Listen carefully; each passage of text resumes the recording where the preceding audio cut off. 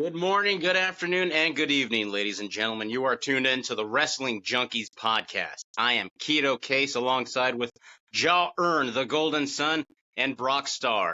Do yourselves a favor and follow the Junkies. Episode 5. Junkies, what's up? How you guys doing tonight? Good. Ready to talk some good. wrestling. So, we're going to do things a little bit different this week. Huh? We're going to go over a couple of topics. We might hit some wrestling results, but we're going to go over some topics right now. First topic I wanted to discuss was the streak. Undertaker's WrestleMania streak. Yeah. We all know Brock Lesnar beat the streak in a shocking victory nobody saw coming. Looks like Paul Heyman was even shocked as hell when that happened. Was that the right decision to have Brock Lesnar beat The Undertaker? What do you think, Casey? First off, I think, yeah, just because, everything that kind of came after, I thought it made sense if the dude who beats him is then going to do something with it after, and then he goes over as like a big monster champion. Brock eventually became the champion. I thought he shouldn't have lost to Roman, maybe. Just keep that the one loss, the loss to Brock. But I felt at the time it wasn't the right. You think it actually elevated Brock? Because I thought Brock was already a big star by then. I don't really think he needed that. Right, he probably didn't need it as much as someone else did, but I don't know. I was just so caught up in it after the time, at the time, and then when I was at Ernest Pad when he squashed Cena after that, like the 16 at SummerSlam, but the 6 German suplexes. I don't know. I just thought those back to back, because he was like a legit fighter. So who else would be the one? I thought if they were gonna eventually like break it with Roman, I would have thought that'd been the bad move. Otherwise, don't break it at all. Like he was a legit, real fighter. Yeah, he came back from the UFC and everything that he did over there. Even though he probably didn't need it as much as the other guy, I still think that the shock of it, like that dude in the audience, the black dude with the glasses, like that's classic WWE right there. That big swerve. What do you think? I think Brock Lesnar was the right choice. Like what Casey said, he was OG, he's like a legit guy. So you have to give it to him. And he did his part. He's been working real good matches with like the people like who did he work with? Bray Wyatt, Seth Rollins, Reigns. I think Brock Lesnar was the right guy. He was the right guy for the job. He's the one who's legit MMA fighter. I mean, come on, he came in. He had like the same run as Orton, like a very young. They pushed him very young, so he was the right person. Yeah. And right when he became a veteran, he got everyone over. Seth Rollins, Bray Wyatt, Roman Reigns. He was a good trooper. I think he did his part. I think he was the right person. There's no one else that's gonna beat Taker, dude. Taker is like an immortal. So the only person that could beat him is someone huge like Brock Lesnar. So I think that was a good call. It was shocking, but it was a good fucking call. It was like, who else would do it? Who else you gonna? I mean, it would have been cool if it was like the Fiend or something. When he was around, that would have been cool if the Fiend beat Taker, but. If it wasn't like Fiend or someone that could really benefit from it, Brock Lesnar was like, he's just straight up staple. He's the one. Now, do you guys think it should have even happened to begin with? Do you think that hurt? I guess it didn't really hurt Undertaker, but do you think that should have even happened? I think passing the torch. The WWE is all about passing the torch. Wrestling's about like when it's your time, you have to get someone else over. And I feel like right now, like I feel like the great veterans is like Miz and them, like they're helping a lot of wrestlers get over.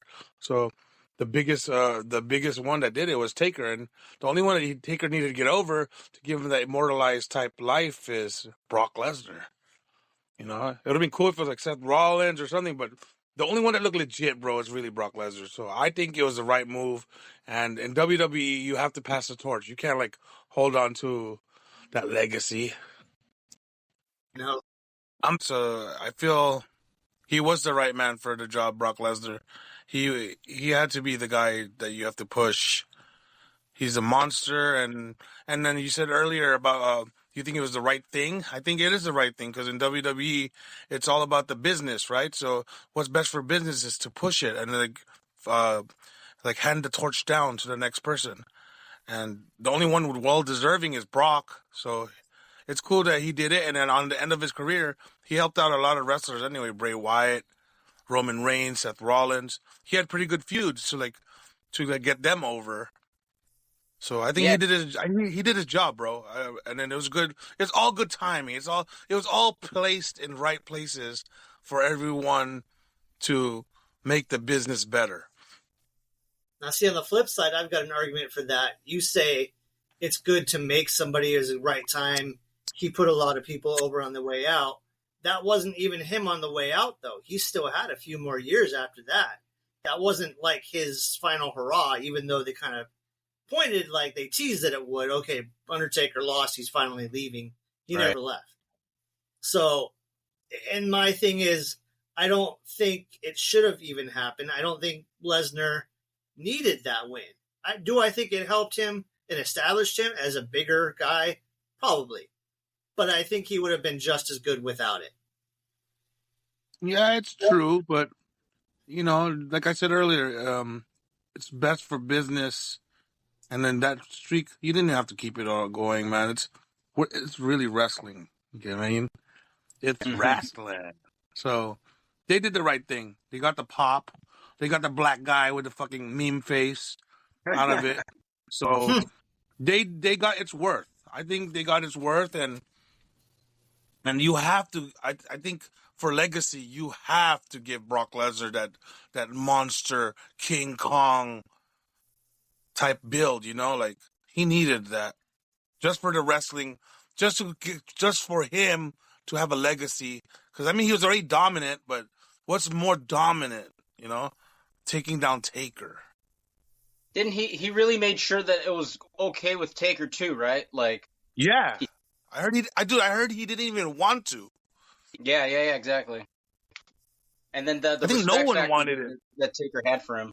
Yeah, and then you know Vince McMahon and WWE, like the oh my god factor. So they got it. They squeezed the motherfucking juice for the wow factor. I think if in a picture perfect ending, if it was a better match and he didn't get concussed and he retired like after, I think that would have been fitting. But obviously it didn't work out that way. Yeah. The other part, do you guys think that should have been his last match since he lost the streak finally? Yes. But I was thinking, do you think that should have been his last match as going out losing the streak? Because besides the Boneyard match, every other WrestleMania match after that he's had really not been that great.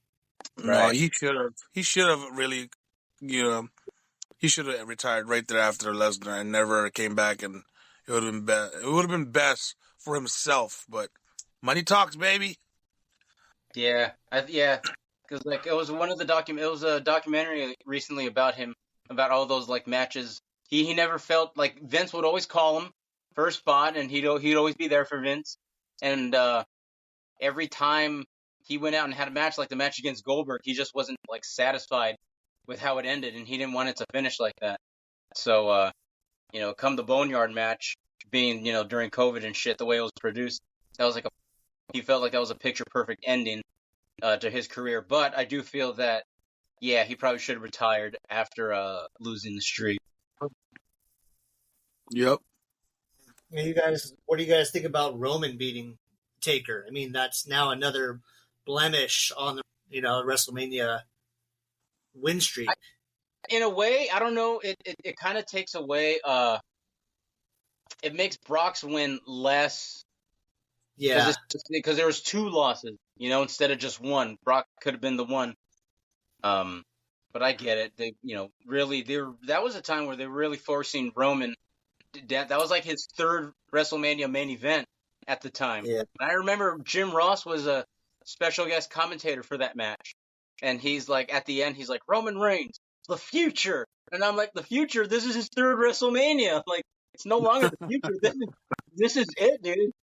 That was it for Jim Ross. I fucking still love that guy. WrestleMania was Brock and Goldberg. They undid their WrestleMania 20 match. That match was a little better at that Mania. Yeah, that was an interesting match. Fucking nobody cared about the match. The whole crowd turned on both of them, knowing they're both leaving. Yeah, that was a great moment in WrestleMania history. I think shows how passionate the fans are. They just fucking said, "Screw both of you guys. We're just going to cheer for Austin instead." Yeah. Did you guys think that Roman beating Taker, did that do anything for Roman? Yes. Yeah. Yeah. It did. Even though he was still being shoved down our throats for a couple years after that, we had to sit through the whole suffer and succotash and the dog food with King Corbin. I still think that put Roman on that level of he beat The Undertaker. You can't say anybody besides Lesnar beat Undertaker at WrestleMania. So no matter how you feel about Roman, you got to see that he's put up on that pedestal. Yeah, he that did that. definitely helped, because I don't know if Roman would be where he is now, even without that win. That was a big moment for him. That was kind of, Roman was a star already, but I think beating The Undertaker just gave him that little bit more of a push that people could take him a little more serious. Yeah, you're right. That's a big spot to be in. He broke away from the Shield, but people still saw him as just part of the Shield. Still wore the vest, still had the music. Yeah, that's what got me. I was like, his gear didn't even change. It just got more. He put R's on his vest. He was still wearing the Shield garb, and it was the song was slightly different, but it was the same shit. I was like, the two. I was way more of a fan of Rollins and Ambrose after the Shield broke up.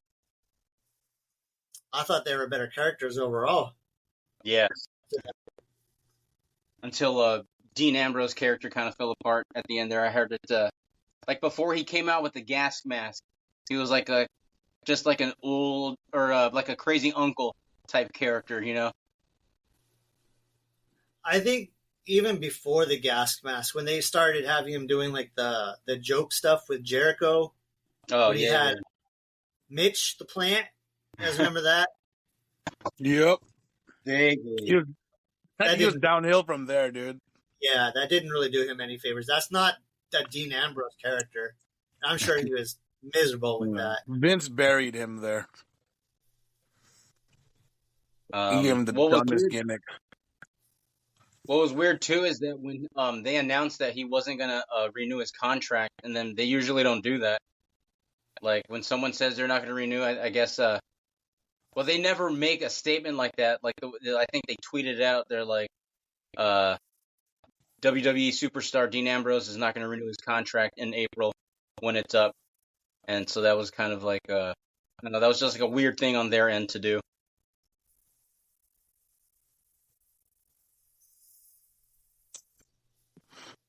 So something that came up a couple weeks ago up on the Instagram page that I thought was interesting to bring up as a topic. I've been wanting to bring it up as a topic for the past couple of shows, just haven't found the right time to do it.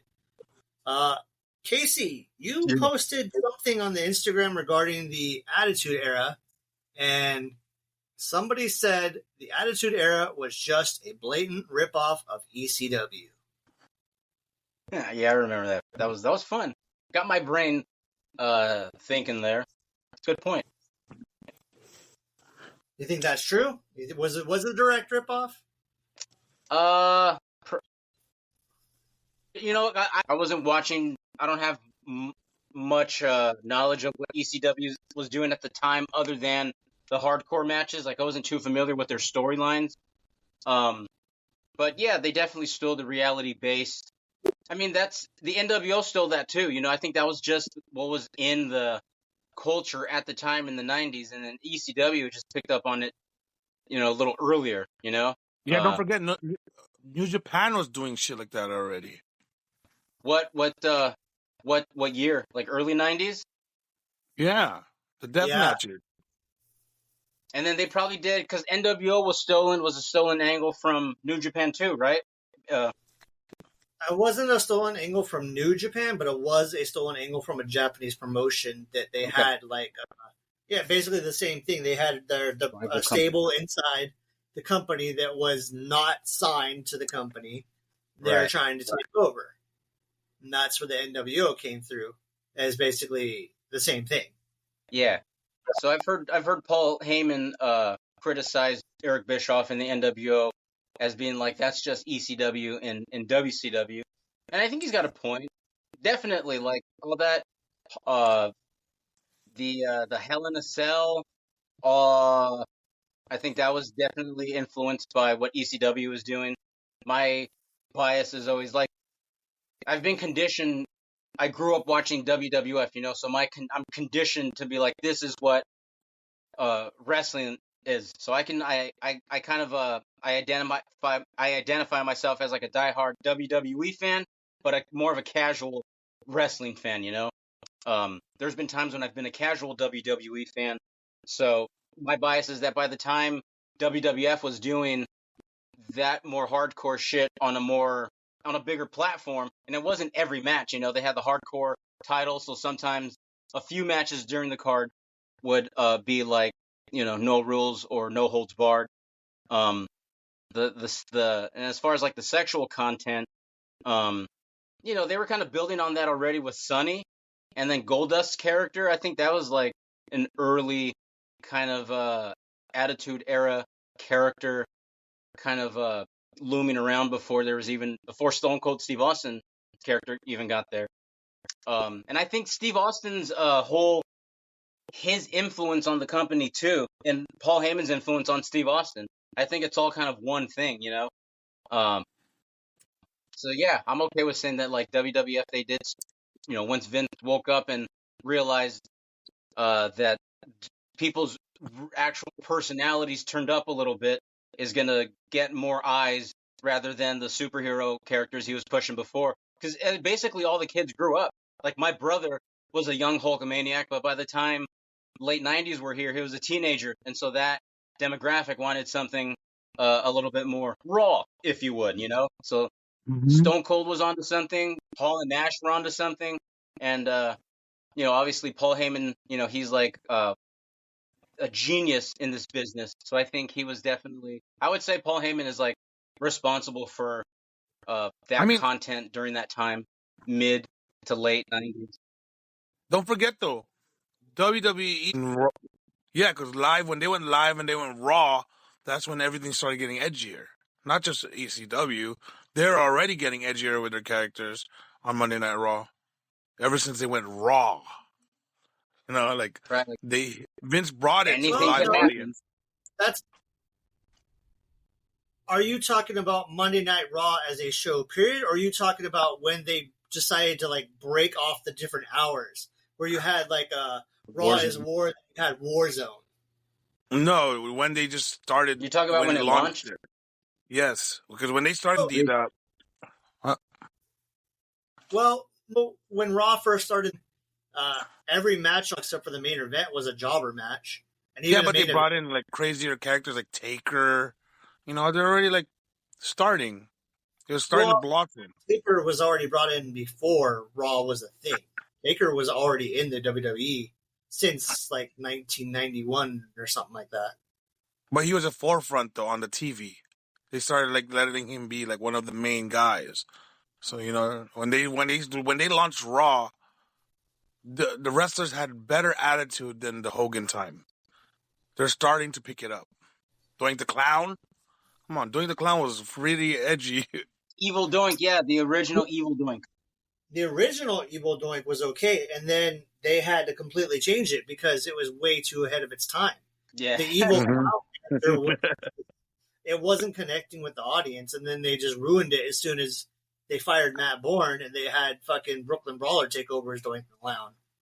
Didn't they have another dude do it too? They had it was Brooklyn Brawler, I believe, was Doink the Clown, and somebody else. Maybe Steve Kern was Doink the Clown. Yes, yeah, Steve Kern. I remember hearing that name. Steve Kern was Skinner, I believe. Yeah. He, I think he wrestled Owen Hart at WrestleMania 8. What? Yeah, Skinner. Don't forget, Vince McMahon was subsidizing ECW at a point in time, right? Yeah, he financed that shit. Yeah, that was his. That was like his minor league. Yeah, that was his feeder system, dude. So, I mean, in reality, like, you can't have that ego and, like, Paul Heyman saying that you stole it. You funded your goddamn whole thing. If it wasn't, you can't take all credit. Yeah, if it wasn't for Vince McMahon, ECW might not have been nearly as big because they wouldn't have had that funding. They would have just been called XPW. Damn, bro. Ouch. That first ECW invasion. That's attitude. Yeah, dude. They were in Philadelphia for Mind Games. And that was the rub. That was ECW's rub on WWE TV. Like, they gave them the edge by invading WWE. People forget that shit. Like, WWE was in it, bro. They're in the Attitude Era. They're in the blueprint of that bitch, bro. I don't give a fuck what people say. They can say ECW started it. No, because they're doing it overseas. That shit was already popular overseas with death matches. Mick Foley and them are ECW, motherfucker. And what's his name? The guy who just died recently. Terry Funk. That's ECW, bro. And they're doing that shit back in the days. It was just a type of wrestling. Yeah, when Terry Funk was like getting ECW off the ground, it's crazy to think like he's at the tail end of his career, and he had already been through all this like these crazy like NWA matches with like Flair and shit. Like the main bulk of it, like I still haven't seen like what made Terry Funk. I just caught the tail end of his career. So that's like what you were talking about earlier, how like older superstars giving the rub to the younger ones. ECW was just like grunge, dude. They just came and like was a genre. They were a cult for sure, man. Like Paulie's ability to rally the troops, and then I think it was before their first pay-per-view. He's telling them they're all part of history and shit. And they all believed it. I mean, it's a classic time in wrestling history. And it's still like that. You go to every indie show, it feels like an ECW feel anyways. Every single indie show. Yeah, the Circle 6 crowd is like a little cult for sure. Oh, man. Circle 6 is like nuts. Those guys are like extreme wrestling on crack. Now, I will say, I'm still of the idea or of the opinion something like Tables, Ladders, and Chairs or Hell in a Cell or No Holds Barred or Last Man Standing should mean something to the story, you know, culminating in like a big feud or whatever. You know, it's like the old timer philosophy of like you get tired of it when every match has like a ladder or something. It kind of loses its meaning, but it's still entertaining to see all those fun spots. Just to have an extreme match to get a pop. Yeah. Yep. Which I mean, I remember it was one of Cody's last matches. There was a ladder match, and Sammy Guevara did some wicked move off the top of the ladder, and I was like, holy shit, that was one hell of a spot to do on national television. So I think that's for as much flack as I'll give AEW for doing too many ridiculous spots like that. When they land, they're pretty goddamn entertaining. Yeah. So yeah, I don't mind saying that WWE kind of stole the attitude from ECW. I think they did do it a little bigger, a little better. Yep. Just they highlighted it. They just highlighted it, dude. That's all they did. I definitely think if it worked for ECW, we wouldn't have the Attitude Era to the degree that it was. I think we would have gotten something eventually because the cartoon characters where everybody has to have a profession that wasn't going to last long. You know, got a clown, a hockey player, a plumber, Trash a man. garbage, a trash man, you know. There was no mailman at the time. What the hell? No, there was no mailman. There's no mailman. Kane was a dentist. We had dentists. We had a redneck crocodile hunter. We had a repo man. They had an adult entertainer. Yeah, Val Venus. And fucking a pimp. Dude, like, Kama's career got revitalized in the Attitude Era. To the pimp, the whole train. He went from a voodoo shaman to like a super fighter to a pimp. That's fucking awesome. He was kind of like on that voodoo thing to begin with when he was in USWA with Taker. Soul Taker, right? Yeah, he was called the Soul Taker. Yeah. It's kind of funny that him and Taker were such good friends, and he kind of had something that would be considered an Undertaker-like gimmick. Yeah, for sure. Yeah, he's part of BSK, right? Yeah. That'll BS. That'd be tight if we got like a BSK click fight back in the day. Apparently, BSK didn't even give a shit about the Click. They just did their own thing. They knew they were good. Yeah, they would just play dice and shit. Who's gonna fucking go against Undertaker? You know, if Undertaker's pulling for you, you're pretty good. Your spot's good. Right. I heard even at the time, Aldo Montoya was like a side member. He was like an extra member of the Clique, not part of the original five, but he would hang out with like Pac and Scott Hall and shit. Yeah, he was friends with Pac and Hall. He was never an official member of the Clique, Mr. Just Incredible. Yeah. You know what's funny? Talking about like hardcore and shit. Once WCW tried to do, they had a hardcore belt like in 2000. I'm not sure if you remember. Their hardcore title. It was awful. so up. Yeah, they tried to make it look like the ECW title. People like that too. I've seen collectors when on my groups are like, "Oh, it was such a great looking title." I'm like, "It's ugly as fuck." If you've seen the, I know you guys don't watch New Japan, but maybe you've seen it on ROH or AEW, the New Japan TV title. Have you guys seen that by chance? No, I can't say that I have.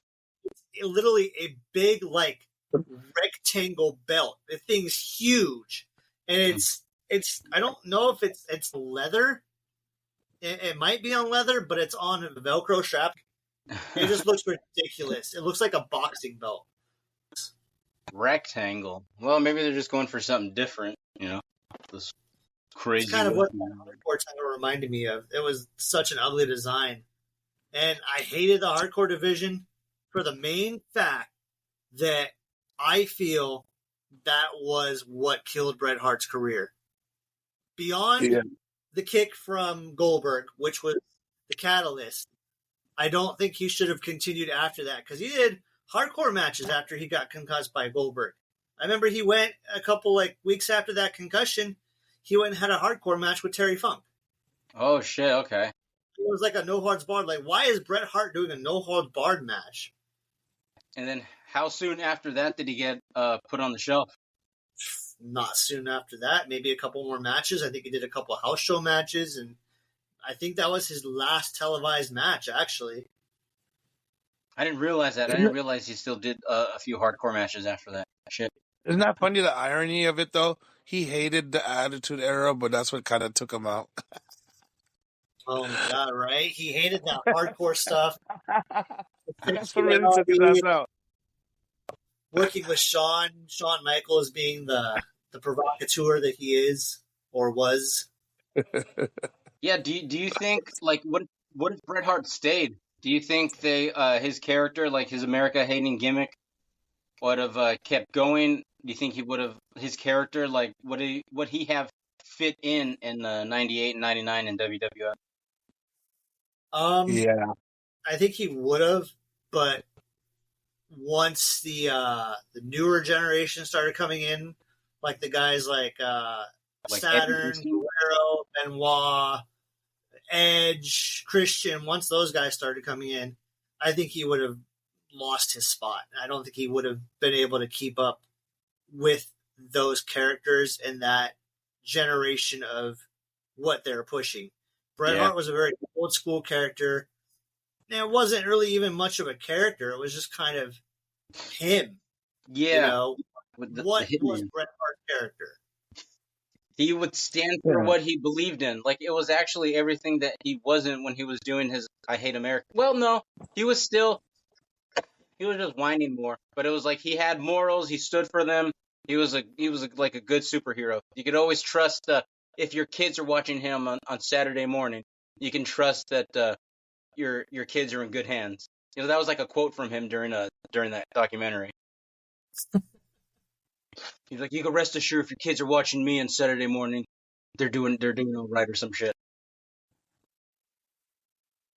Such a shame how that all ended. Yeah, his time was up. But Brad then again, had his time. That was attitude too, right? Like blurring the lines, like it finishing like that, and then like for the first time, the fans getting a peek into what's going on behind the scenes. Mm-hmm. That was kind of like that was one of the beginning parts of the Attitude Era when Bret was going into his heel turn. Right. He started to call out Vince McMahon and saying this place is a shit show. I get no respect. Blah blah blah. Yep. That was actually really blurring the lines because I believed that at the time. I think as like a shoot, that's kind of what if you watch that documentary, Wrestling with Shadows, he really was blurring the lines of reality because he really did feel that way. He's like, how could someone like Steve Austin or Shawn Michaels be a babyface to you American fans, and like you guys, the American fans really did change. Nothing about his character changed, other than he just started to whine a little bit more than when he turned against Austin at WrestleMania. But I think he really did feel what he was saying. Like I think that was definitely real to him. I think at that point, he was starting to lose his star power. He wasn't fitting in as much with the guys that were coming in. He had to change his entire persona just to keep up with that Attitude Era and turn heel because fans were getting bored of him. They're starting to turn on him like they're turning on Roman. Yeah. So I mean, that does, like, he did have a great career there, and it sucks to see how it ended. But he did come back after all those years, and that gave us a good pop, right? When he hugged Shawn in the ring. Yeah, that was very unexpected. Hell freezes over more than once. Yep. Yeah. Not just because CM Punk joins WWE again. Bret made hell freeze over. Do you think here's a little question I've kind of always had lingering in my head. Do you think if Razor and Diesel never left, what do you think happens to the Federation? Obviously, there would be no NWO, but would we see some sort of reality-based, like, would we have seen an attitude like Steve Austin versus like Diesel and Razor, and then like DX and the Clique join up? I don't know if there would have been a DX without the curtain call. I think maybe it would have just been the Clique taking over, and they would have made the Clique just an on-screen stable eventually. Too sweet, baby. I think that's what they would. Yeah, I think that's what would eventually happen. Is I think the Clique would eventually become an on-screen stable, and the blur the lines, like they always did with DX. They would kind of do what they did with DX, just with the Clique, but probably minus all the sexual innuendos. Right? Yeah. Because they would have done the original Wolfpack. No, go on. No, I said they would have been just like the Bullet Club. Because that's where the Clique came from.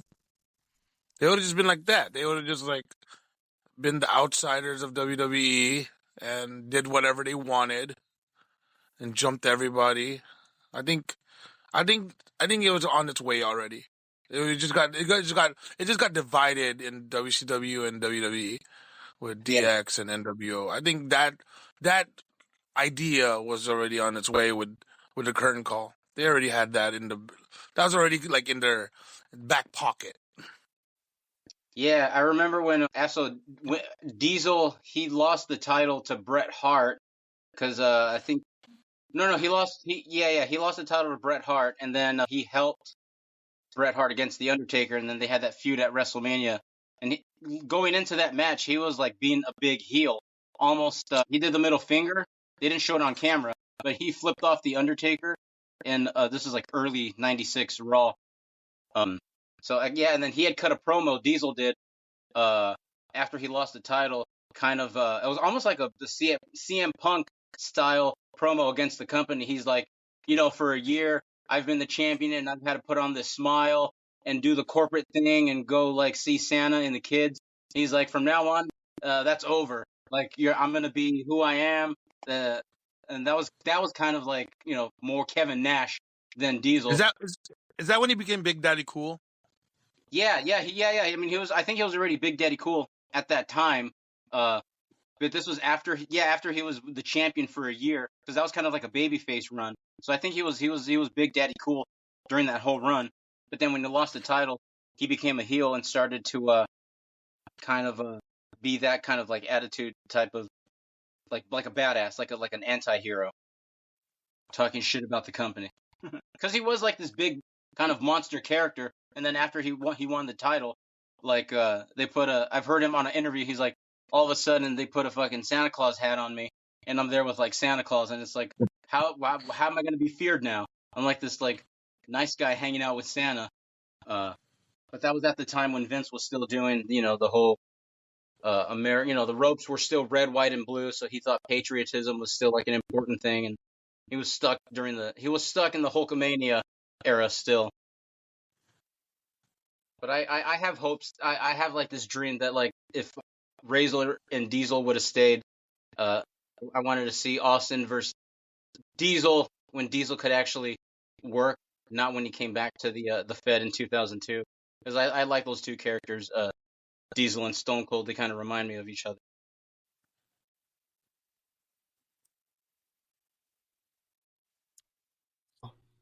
You guys been following Logan Paul's escapades with the U.S. title? Yeah. I know he took like a picture. He was like half naked. I think it was almost like that Shawn Michaels photo from back in the day. So I'm actually not too familiar with what he's been doing. What's going on? I like when he was slow dancing with his wife or his fiance, and he's holding the title on the side. It's just funny. He's the ultimate troll right now. He took the title to a pawn shop, tells the guy, yeah, this is a real WWE United States Championship. How much can I get for this? Gosh, I don't know what to do for this. I can't take it. He's like, all right, it's cool, man. And then you see him. Real? He took a picture with his wife in bed with the U.S. title. Yeah, he's so awesome. Had sex with the title on. He said supposedly Triple H went up to him as soon as he won the belt. He said, "Hey, man, one thing, please. We don't allow our wrestlers to have sex with the belts." And he did it. Said, we already had one issue before with a wrestler and a belt. Paige. Yeah. So he basically told Logan, we don't want that happening again. Logan doesn't give a fuck. He's doing it anyways. He's in a hot tub too with the belt. And I'm like, oh, man. As a belt fan, I feel bad. He's ruining that fucking belt. I was going to say, is that like blasphemy? It's blasphemy to me. You don't get your belts wet. I mean, obviously they don't care. It's all props to them. Real wrestlers, they don't give a fuck about a championship. It's a prop to them. And plus, he probably gives a fuck less. I mean, I'm sure it's a cool thing for him because he's a real wrestling fan. He enjoys having that notoriety of being a U.S. champion, and you got to be Rey Mysterio, bro. That's a big deal. He's going full time. He's going full time, so hey, man, full throttle for him, man. Logan Paul's doing his thing. You mean full time on the roster? He's doing full time wrestling. Yeah, I'm gonna move full time now. Ah, okay. Is he exclusive to SmackDown?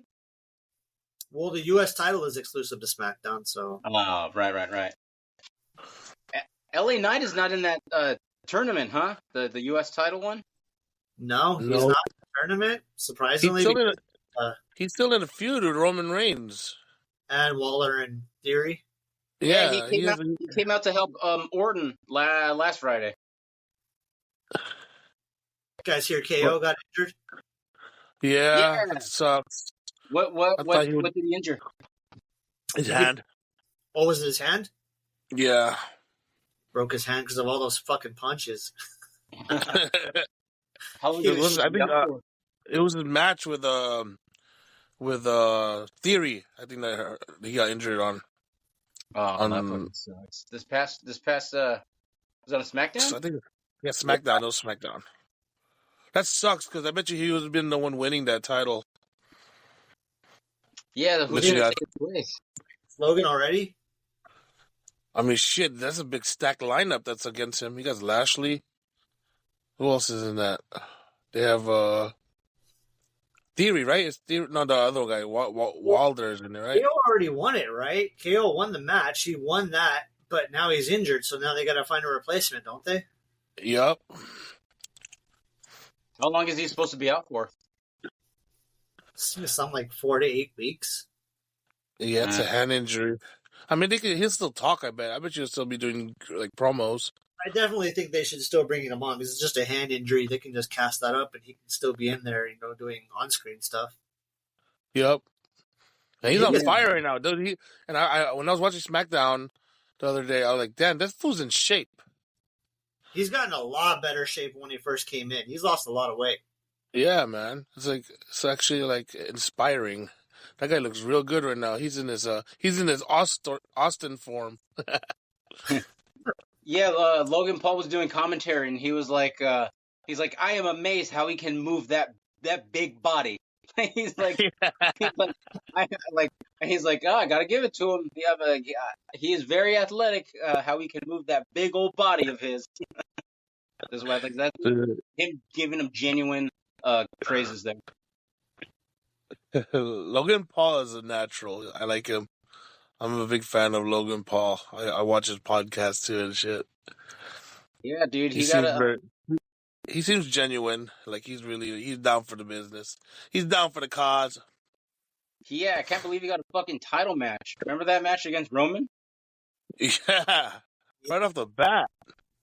Yeah. I mean, he flies. I gotta give him that. Like I wasn't gonna buy a figure of his, but there's a real nice one coming out in a few months. It comes with a little bottle of Prime, so he's gonna hold a little bottle. It's his WrestleMania gear when he fought Seth Rollins, which that was actually he jumped off the fucking he jumped off the post onto the table too at that match. So yeah, dude, he's athletic. He's putting his heart and soul into it. Gotta respect that. I wonder if they have some sort of deal to allow that to go on to his figure. Oh, totally. It's ultra branding. He owns Prime, so I mean, he can do whatever the fuck he wants of it. Yeah, he can do whatever. But I'm saying WWE to release a figure with Prime in it, they've have to have some sort of deal. Yeah, I bet you WWE's in it now. I mean, he's in it with some of the UFC fighters already like caught on. I bet you they're all pushing that Prime. MMA fighters and wrestlers. That's gonna be like the rival to Gatorade, right? It already is the rival to Gatorade, apparently. Yeah, so they're coming there. I have never tasted it yet, so I don't know what the hype is. Caffeine. They have two separate ones. They have a non-caffeinated and a caffeinated one. I mean, it's just a fruity. It's just a fruity energy drink. The caffeinated one. I would actually say Body Armor is better than Gatorade and Prime. I'm not getting paid by them. I'm just experience. Body Armor's good. I tried one flavor of Prime and I didn't like it. There goes our Primes. Our Prime chances. Thanks, Casey. No, but it's his. It was someone had was part of some committee because it was like the ingredients. Like they had some litigation because of the ingredients that they put in there. It's not like I forget the details of it, but there was something going on where they got taken to court. I think it was the amount of caffeine they had in their drink. Oh, was it too much? And then like kids were drinking it or something. I think there was tweak people out. Original Prime had way too much caffeine in it, I remember. Right. They became tweakers, man. People that did Prime became tweakers. Fucking tweakers. There was a guy on YouTube who did, I think he ran full 5 miles or something like that on a course and instead of hydrating with water or Gatorade, he rehydrated with nothing but Prime. And it was the worst idea he's ever done. What happened to him? He said he felt like shit afterwards. He was sluggish. He didn't feel like he could be refreshed. That's a lot of goddamn sugar. Oh yeah, that was the whole thing. I don't know. People in our society these days, not the smartest, not the brightest, not the sharpest tools in the shed. You know, why would you think that that's going to hydrate you if you're going on a... Well, he did it on purpose. It wasn't like a thing like, oh, I'm just going to do this, you know, whatever. It was for a video just to prove, like, to see what happens if I drink nothing but Prime to hydrate. Well, yeah, see, that's what I'm talking about. Like, people are making videos, like, you know, like, it's like, people, like, yeah, I mean, like, people are just doing shit like that just for videos, you know, and it's like, I mean, it rarely happens, but, like, I know there's this one story of this, there was this kid that, like, he overdosed on caffeine. He did, like, a ton of, like, dry scoops of, like, pre-workouts. You know what that is? It's like, you put the powder in your mouth, and then you just, like, chug back water. He had, like a few thousand milligrams of caffeine, and he was just doing it for Instagram or YouTube or some shit. Wow. You don't want to mess around with the heart, man. That shit's serious. Right? What do you think is going to happen to your heart with all that caffeine? Like, no shit. But imagine how many, like, non-wrestling fans are going to, like, want that, how many non-wrestling fans are going to get their hands on that Logan Paul figure because of the Prime bottle? Because they're, like, super big Logan Paul fans. There's going to be a lot. Logan Paul has his own little cult of followers. Which is why they put the title on him, right? He's really made a 360 in his life, hasn't he, guys? I mean, Logan Paul used to be known for the guy that went to the suicide forest in Japan and recorded it to being a WWE superstar. I got to give him props. I was never a Logan Paul fan. I thought that was super disrespectful what he did, going and recording the suicide forest. But right. he paid his price. He paid his pence, and he apologized, and he's doing bigger things and better things now than ever. Yep, and he fought Mayweather, dude. Shit. He fucking stood toe-to-toe with Mayweather. That wasn't a fight. It was a sparring session. He still survived, man. Like, he didn't get his ass kicked. Sparring session. Mayweather didn't even try. Isn't his brother more famous in terms of, like, his brother's, like, a better boxer, right? Yeah. Apparently. He had more matches. His brother's more like a pro boxer now, isn't he? He's doing less celebrity shit, isn't he? Yeah. He's starting to fight better fighters. Starting to fight real boxers now instead of just like... No, they're not boxers. They're all MMA fighters. Oh, they're not boxers. So he's not actually doing any boxing against boxers. No, he's fighting MMA fighters. What the fuck? But boxing rules, right? Yeah, with boxing rules, yeah. Yeah, I mean, he stood toe-to-toe with Anderson Silva, Nate Diaz. He beat them all. But if it was actually MMA rules, do you think that'd still be the case? Oh, hell no. He'll get kicked. He'd get fucking destroyed. He'd get choked out. He'd get destroyed. Choked out, and then all the kicks. He has to defend the kicks. Oh, my God. He can't handle that. Broken leg in a minute. But I think he's training. Jake Paul is training to do MMA, so. That'd be interesting. Yeah. I mean, they're collegiate wrestlers. I mean, that's why they're kind of naturals, because both Paul brothers were in wrestling. Right. Yeah.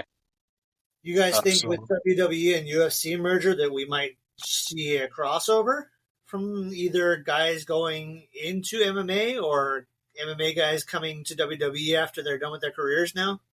No, I don't think so. Because they already tried with Cain Velasquez, and he was a failure. Oh, yeah, I remember that. That was terrible. And he was on top of his game. He was like a world champion. He beat Brock Lesnar. He was up in the game. And then when they tried him at WWE, look what happened. Nothing. Yeah, no, he couldn't talk. He failed. So I don't think they're going to do that. You're going to have to go through NXT first before any of these guys get a good break. I think Rousey and who else? Brock Lesnar and Logan Paul. Those are like rarities. You're not going to have a lot of these guys come and just jump in and do their thing. You guys can't see like someone like Merriweather coming into WWE?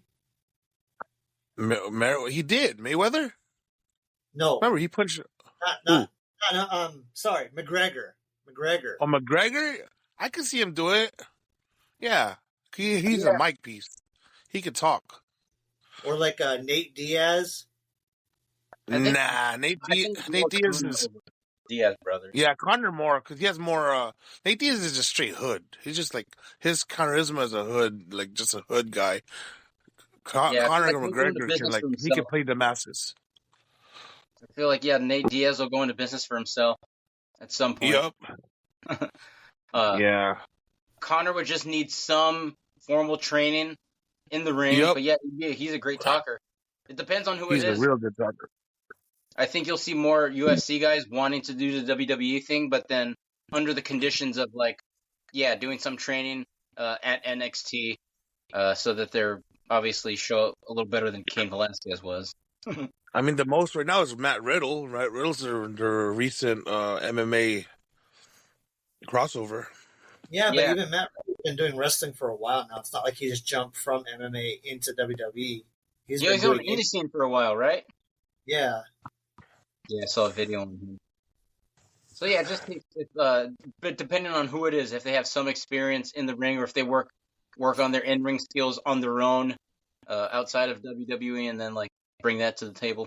Who knows? I think all possibilities are out there, but I don't think you'll see a lot of WWE guys going to UFC. I mean, who's tried it? Lesnar or Lashley and Batista. They both tried it, right? Lashley's still undefeated in MMA, so yeah, he still has a chance. And then CM Punk, he lost.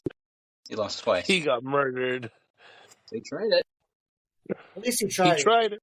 Give him props for trying it, getting in there. That's more than a lot of people would do. Exactly, but that's all anyone has to say about it. Is well, at least he tried. Not his ass, no. I did that with drugs, bro. At least they tried. And speaking of CM Punk, segue into CM Punk. Let's end the show on CM Punk here, guys. What did you think about CM Punk's return? I think it was a safe promo, nice hallmark. I'm back home promo. There was no pipe bombs thrown. I think the most pipe bomb that's thrown is Seth Rollins talking shit. Well, at the end, I think that he did say, "I'm not here to make friends. I'm here to make money." That was the only slight little jab he made. Yep, I think he kept it. He kept it in a good, respectful way, and didn't really let it loose. And I like it because maybe he'll save it for some time down the line when he needs to cut a promo. He's saving his bullets. Well, he needs to play ball right out of the gates, right? Yeah. I don't see crazy pipe bomb CM Punk for a while. He said he's grown up. I feel like we are going to see a different Punk now. Do you really think he's grown up with all the shit that happened in AEW? That wasn't that long ago. I mean, he was trying to protect the wrestlers because they're all idiots over there. I mean, that's all it was. He's just trying to wake them up. Like, you don't need to do all this stupid shit. Yeah, and, there's ways to go about that. Going on a media scrum and bashing your entire company and your boss. I don't think that was the way. I think that's the lack of respect. Paul Levesque, Triple H, I think has more. He has more respect. Yeah. It's a completely different company. You got to picture this. It's a bully fest over there in AEW. They're all friends, and if you're not in their circle, you're out. You're gonna feel left out. So the way that Punk cut that promo, you could feel he was backed in the corner and he felt no one had his back. So he had to go to the media to voice himself because, like what Jim Cornette says, they're just a bunch of friends. So it's and then you could tell Punk wasn't one of the friends because the way he came out at AEW and lashed out, it just showed the frustration of, fuck, this company sucks. There's a lot of favoritism going on. They're not being professional. Flip side of that, there's a lot of favoritism, but I think Tony did almost everything in his power to give Punk what he wanted. I mean, he made his own TV show for him, dude. He's specifically, I'm going to make TV show just for you. You don't have to deal with your people that you don't like. What, who else is going to do that for a star and give them their own TV show? Hey, that's like when you like a girl too much and you're just simping for her. And I think that, maybe subconsciously that's like, this dude's like willing to do all this for me, and maybe that still didn't have Punk, like, he still didn't have any respect for Tony because he's taking all these measures. I don't know. But you could just tell that, like, Tony Khan, I go back to that scrum when Khan is sitting there next to Punk, and the look on his face is like, it's just so funny. He's a deer caught in headlights. It's like his whole world is crashing down. He has no idea what to say. And then all his interviews, whenever he gets asked any controversial question, I know there's like, he can't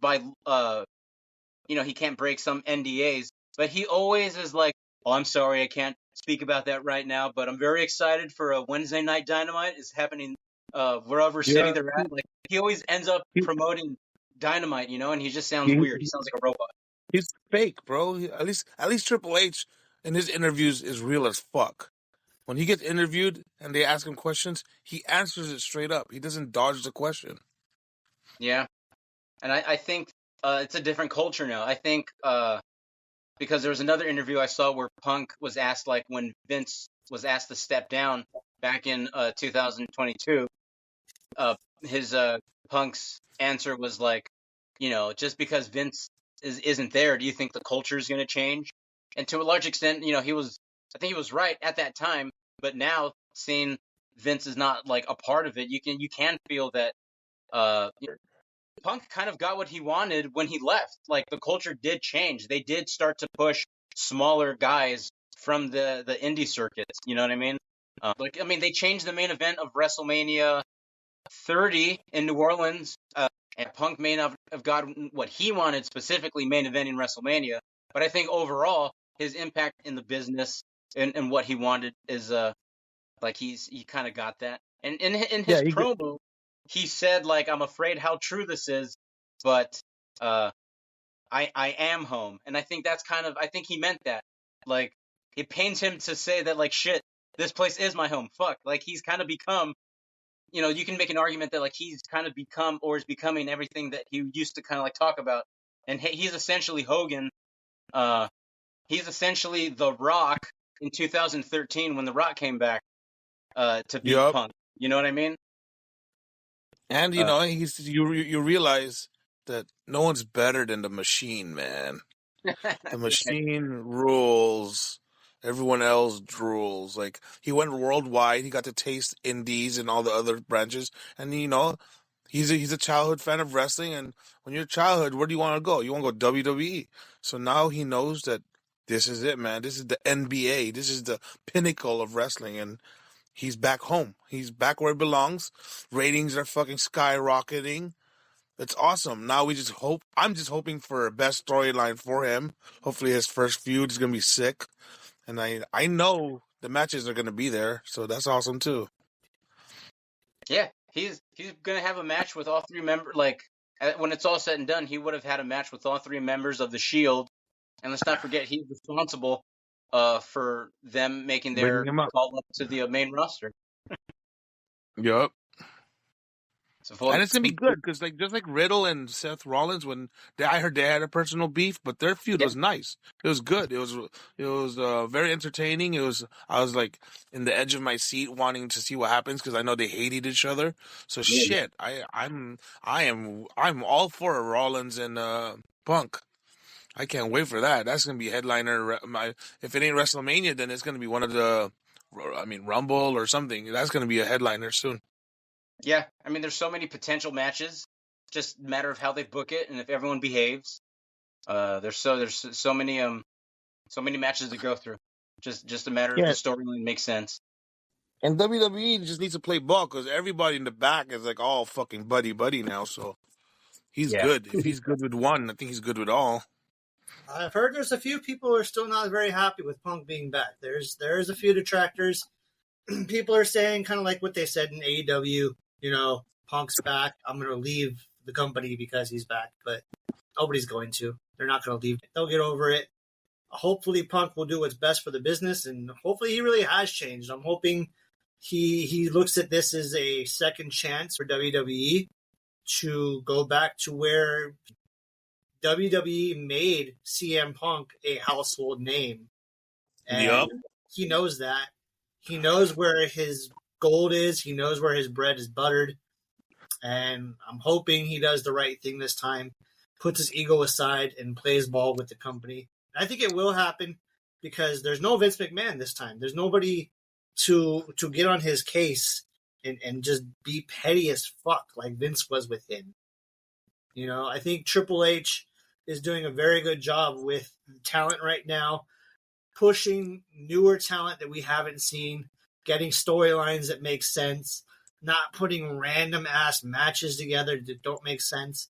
And I think Triple H is going to be really good for WWE going forward as long as they keep them in power. Dude, Tozawa is getting a fucking...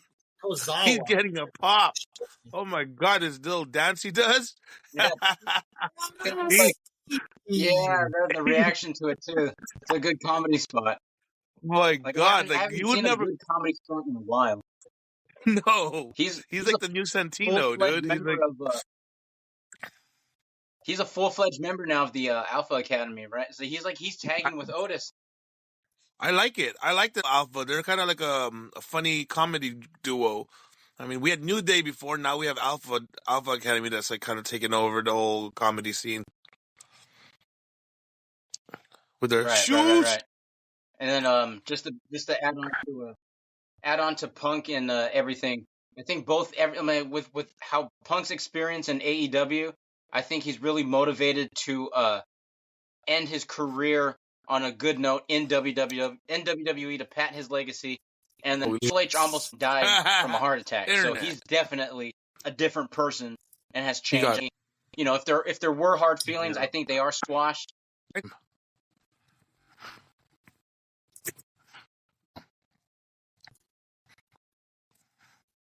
Seeing a CM Punk shirt, like they're both gonna make money.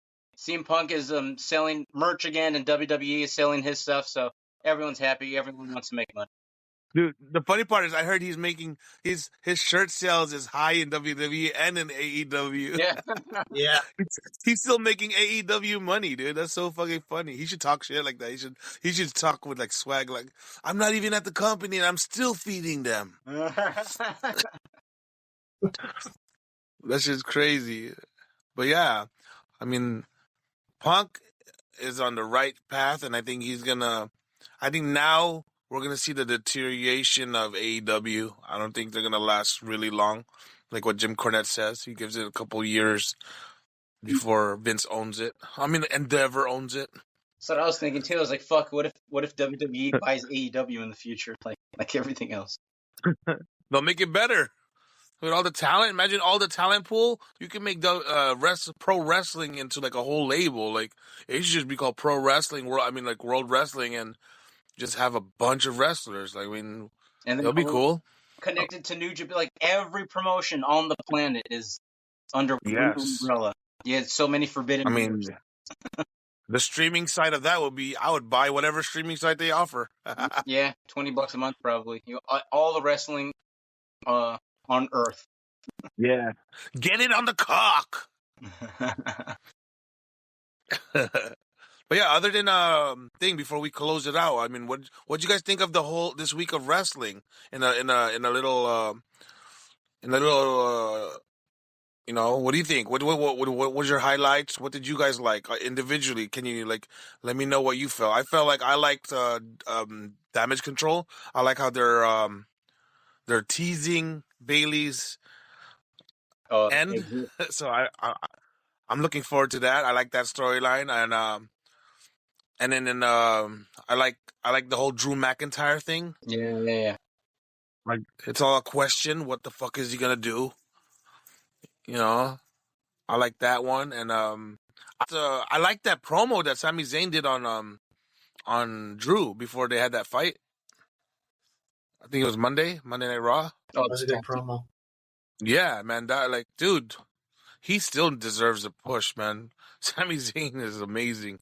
I can't believe it, dude. This guy who wore a mask named El Generico is just killing it. Yeah, How about you guys? What do you guys think of this week's WWE and everything else that came with pro wrestling?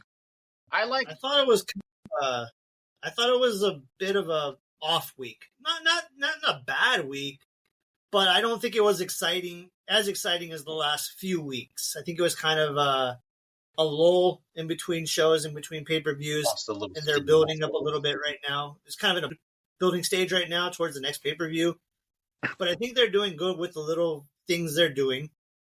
I like the Judgment Day, what they're doing. They're still teasing, Damian leaving the group. Everyone's kind of looking at him, and he's kind of feeling guilty. I had the whole segment where he thought everybody was pissed off at him. He was, all right, let me have it. I know I was the leader. I lost the match. You guys are mad at me. Yeah. And they're all kind of like, nah, Damian, we're family, man. We lose as a family. We win as a family. Yeah. And then you see, as soon as he leaves, see Rhea with just that evil little smile that she has. So, yeah, teasing something with that. It's going to happen eventually. It's going to be interesting to see what happens.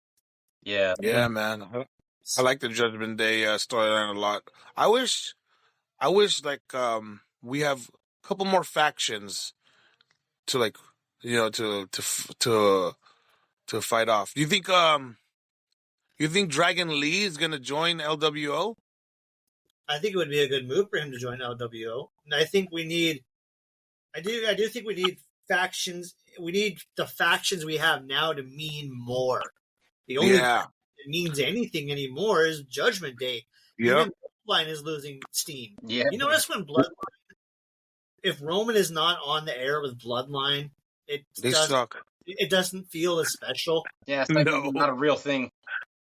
And it's like did that whole thing with Jimmy coming back too, and that's kind of like gone nowhere. Right. They're burying Jimmy. What the fuck are they doing with him? I think Bloodline. That's run its course. They're making him. He's a joke now. Did you see what they did at the end of SmackDown? He stayed in the ring dead while they changed the damn ring. Come on, man. What are they doing to Jimmy? It's only Jay's the only one getting that push, bro. Jimmy's getting buried. And they're not really doing much with Solo either, which is... Hey, is Jimmy the one that got a lot of DUIs, or is it Jay? It's Jimmy, right? It's Jimmy. Oh, that's why he's getting buried. He's the bad egg one. They just kind of gave up on Solo's push, too, right now. Yeah, Solo's nothing, dude. He's like a filler. Sucks. Or maybe he's going to go up against LA Knight. Because I think that's who LA Knight came out to help Randy Orton last Friday when he was signing the contract. Because I think it was Solo and Jimmy were out there. And then LA Knight came out and started brawling with Solo. And then Orton was in there with Jimmy. And I think he gave him an RKO or a DDT or both of those. So, how about speaking of Orton, dude? We didn't even talk about Orton a little bit. I think that Daddy's home, man. That was Daddy's home. He's about to fucking rock the Judgment Day signing with SmackDown. I like that whole moment there on SmackDown Live when they're all like trying to jock for Randy's position. That was cool. Yeah, I like that. That felt like. That was really cool. I like that whole part. It felt like a video game. It felt like an RPG moment. Like, oh, where's he going to choose? And then he chose SmackDown because now we know his storyline goes. He's going after the bloodline. Yeah. I've heard people speculate that he's going to win the Royal Rumble and go to WrestleMania. Oh, fuck. I don't want that, bro. How many times has he won that shit? Yeah. He doesn't need that. My favorite thing from last Monday was when Drew headbutted Seth. I think he cut himself, and his kilt came off. So then he was standing there in like his he had his leather jacket on, and he just had like his tight underpants. that was kind of. That looks really weird. It's kind of scary. Dude, you got to cut that up and put that on Instagram. I'll find that. I'll put it on there. Hey, dude, you're killing it with the videos right now, Brock. Props on that shit on Instagram. Yeah, bro, I didn't even try. Really, it was just faded the other night, and I was like, man, that was such a cool entrance from CM Punk. I'm gonna throw that up on Instagram. And that shit went crazy. Yeah, there's I know, we're getting a lot of... every fucking day I look on there, there's at least like I don't know, 15 to 20 likes. Dude, that thing has so many likes, and we're getting so many people adding us. Like I can't even keep up. Yeah, It's good, man. We're doing a good job. It's growing at a good And whoever's pace. listening to the Junkie podcast and is riding with us, thank you guys. We're growing on Instagram. We're growing on Facebook. We're there, dude. Thank you for the love that you all are showing us. Yeah, slowly. Appreciate that shit. We're building this thing. We're building the Junkie empire. Yeah. Next, you know, maybe we're a wrestling promotion one day, right? Yeah. Running out of a Bigger Don dreams, Quixote. man. Big dreams. Out of Don Quixote, our backyard. That being said, I think we're up for the night. Yeah. Yeah, that was good. I mean, I think we could go forever these days. Fight forever. Talk forever. But yeah, man, thank you. This is episode 5. If you guys have been rocking with us, fuck yeah, we're continuing. We love this shit. This is like a dream for most of us. I always wanted to be like a voice, like Sam Roberts and all them, and we're getting our chance. So thank you guys. Yeah. Thank you for listening. Let's do it again. Yeah. Thanks, guys. We'll be seeing you guys next week. Hope everybody enjoys their week. Please go and follow the page, WrestlingJunkeezPod.com. Go check out the link tree, the YouTube, the Instagram, the Facebook. It's all right there on that link tree, guys. Thank you very much. We all appreciate all the support. Come back next week for the podcast. Have more to talk about. Appreciate it. Yeah. We love you. Follow the Junkies. Peace out, yo.